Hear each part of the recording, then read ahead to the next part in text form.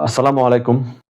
আগে সবাই বলতো নাজমুল হাসান পাপন কিভাবে বাংলাদেশ ক্রিকেট বোর্ডের প্রেসিডেন্ট হয়? সে জীবনে কোনদিন ক্রিকেট খেলেনি, ক্রিকেট মাঠেও যায়নি। তাহলে সে কিভাবে বাংলাদেশ ক্রিকেট বোর্ডের প্রেসিডেন্ট হয়? আসলে বিষয়টা সেরকম না। কারণ হচ্ছে বাংলাদেশ ক্রিকেট বোর্ড বলেন আর পৃথিবীর যেকোনো দেশের ক্রিকেট বোর্ডে বলেন, ক্রিকেট বোর্ডের প্রেসিডেন্ট হতে হলে আপনাকে ১ম এ একজন ক্রীড়া সংগঠক হতে হবে এবং সেই সাথে একজন দক্ষ সংগঠক, দক্ষ প্রশাসক হতে হবে। আমাদের দেশের কথা চিন্তা করুন। আপনি যত ভালো ক্রিকেটারে হন, যত মেধাবী ক্রিকেটারে হন না কেন, আপনাকে তুলে আনার দায়িত্ব কিন্তু এই ক্রীড়া সংগঠকদের। ক্রীড়া সংগঠকরাই কিন্তু এই ক্রীড়া মেধাবী ক্রিকেটারদেরকে বিভিন্ন জায়গা থেকে তুলে নিয়ে আসে।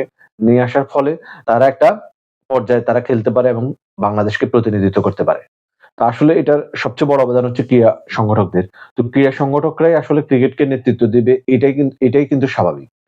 আপনি পৃথিবীর বিভিন্ন দেশের ক্রিকেট বোর্ডের দিকে তাকিয়ে দেখুন। যেমন ইংল্যান্ডের কথা বলুন, আপনি কখনো দেখেছেন যে ইংল্যান্ডের কোনো সাবেক ক্রিকেটার কোনদিন ইংল্যান্ডের ক্রিকেট বোর্ডের প্রেসিডেন্ট হয়েছে কিংবা অস্ট্রেলিয়াতে কিংবা নিউজিল্যান্ডে? ঠিক আছে? ইন্ডিয়াতেও কখনো সাবেক কোনো ক্রিকেটার অ্যা বিসিসিআই প্রেসিডেন্ট হয়নি। শুধুমাত্র ব্যতিক্রম দেখেছি সৌরভ গাঙ্গুলীকে। তাও সৌরভ গাঙ্গুলীকে কিছুদিন পরে কিন্তু সরিয়ে দেওয়া হয়েছে।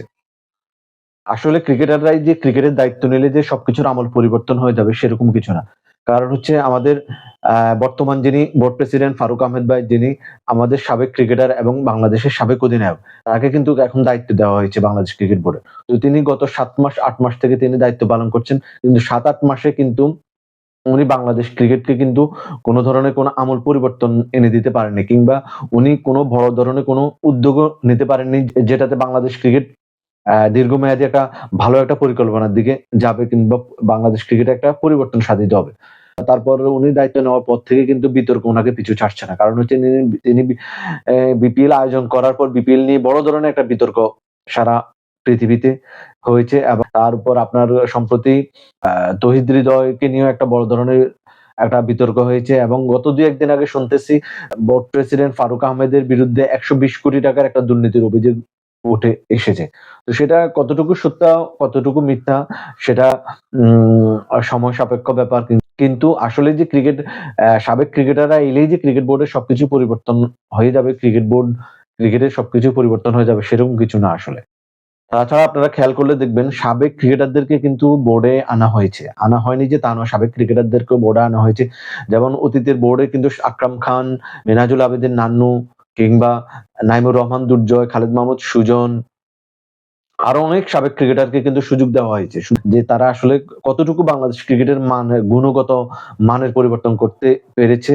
তাদের দ্বারা আসলে বাংলাদেশ ক্রিকেট কতটুকু উন্নত হয়েছে এবং তাদের দ্বারা বাংলাদেশ ক্রিকেটে কতটুকু গুণগত মানের পরিবর্তন হয়েছে। সে ধরনের কোন পরিবর্তন কিন্তু আমরা দেখিনি। গত ২০-২৫ বছর থেকে বাংলাদেশ টেস্ট স্ট্যাটাস পাওয়ার পর বাংলাদেশ যেখানে থেকে শুরু করছে ঠিক সেখানেই বাংলাদেশ এখন অবস্থান করছে। তাহলে লাভ কি হলো? সাবেক ক্রিকেটারদেরকেও ক্রিকেট বোর্ডে পরিচালনা আনা হলো। সাবেক ক্রিকেটারদেরকে বিভিন্ন পদে দায়িত্ব দেওয়া হলো। কিন্তু দায়িত্ব দেওয়ার পরেও কিন্তু বাংলাদেশ ক্রিকেটের গুণগত কোনো পরিবর্তন আসলে হয়নি। ক্রিকেটের কিন্তু সংগঠকরাই কিন্তু সবচেয়ে বড় প্রাণভ্রমরা। কারণ হচ্ছে সংগঠকদের দিয়েই কিন্তু আসলে ক্রিকেট চালাতে হবে। এবং ক্রিকেটের সাথে সংশ্লিষ্ট সংগঠকরাই কিন্তু আ যদি তাদেরকে দায়িত্ব দেওয়া হয়, তাহলে সেটাই মনে হয় সবচেয়ে ভালো হবে। কারণ বাইরে থেকে কাউকে এনে দায়িত্ব দিলে আসলে রাজনৈতিকভাবে দায়িত্ব দিলে কিন্তু ক্রিকেটের আসলে কোন ধরনের কোন উন্নতি হবে না এবং ক্রিকেটের জন্য কোন ভালো কিছু বয়ে আনবে না।